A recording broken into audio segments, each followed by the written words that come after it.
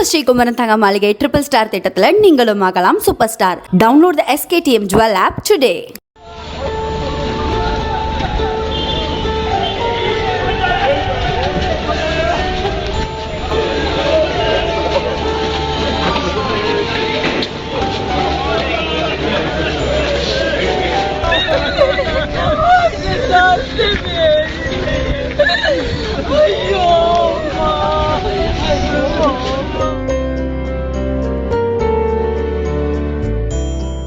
பதினெட்டு ஆண்டுகளுக்கு பின் முதல் IPL கோப்பையை RCB அணி வென்றதை கொண்டாடும் விதமாக கடந்த 4ஆம் தேதியன்று சின்னசாமி விளையாட்டு மைதானத்தில் வெற்றி விழா கொண்டாட்டத்திற்கு ஏற்பாடு செய்யப்பட்டிருந்தது.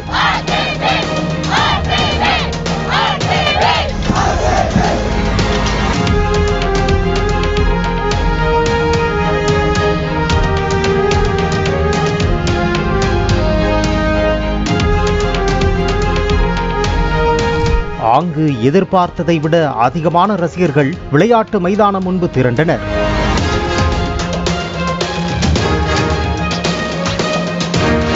நுழைவு வாயில் திறக்கப்படாமல் இருந்த நிலையில் டிக்கெட் எடுக்க காத்திருந்தவர்களும் கையில் பாஸ் வைத்திருந்தவர்களும் வாசல் முன்பு குவிந்தனர். அப்போது கேட் திடீரென திறக்கப்பட்டதும் முண்டியடித்துக் கொண்டு ரசிகர்கள் மைதானத்திற்குள் நுழைய முயன்றனர்.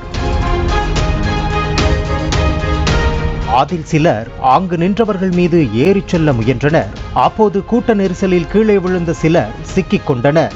இந்த நெரிசலில் 13 பேர் உயிரிழந்த நிலையில் சுமார் 50 பேர் காயமடைந்தனர்.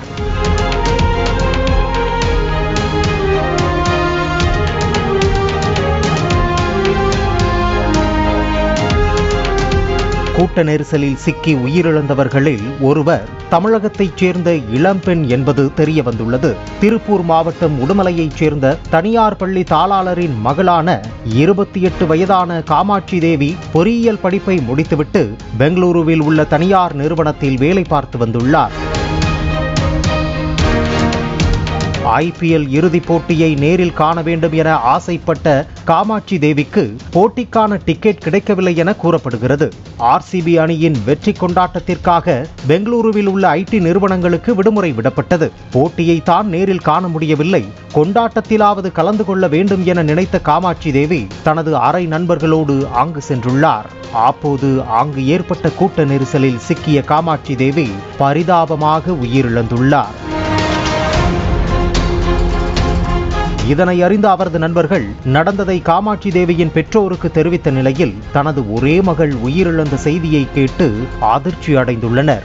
பெங்களூருவிலிருந்து காமாட்சி தேவியின் உடல் உடுமலைப்பேட்டைக்கு கொண்டு வரப்பட்ட நிலையில் அவரது தந்தை நடத்தி வரும் தனியார் பள்ளி வளாகத்தில் காமாட்சி தேவியின் உடல் வைக்கப்பட்டு அங்கு அஞ்சலி செலுத்தப்பட உள்ளது. நம்ம ஸ்ரீகுமரன் தங்க மாளிகை ட்ரிபிள் ஸ்டார் திட்டத்தில் நீங்களும் ஆகலாம் super star. Download the SKTM Jewel app today. Play store மற்றும் ஆப் ஸ்டோரில் இருந்து பாலிமர் செயலியை QR கோடு மூலம் பதிவிறக்கம் செய்யுங்கள். செய்திகளை உடனுக்குடன் பெறுங்கள்.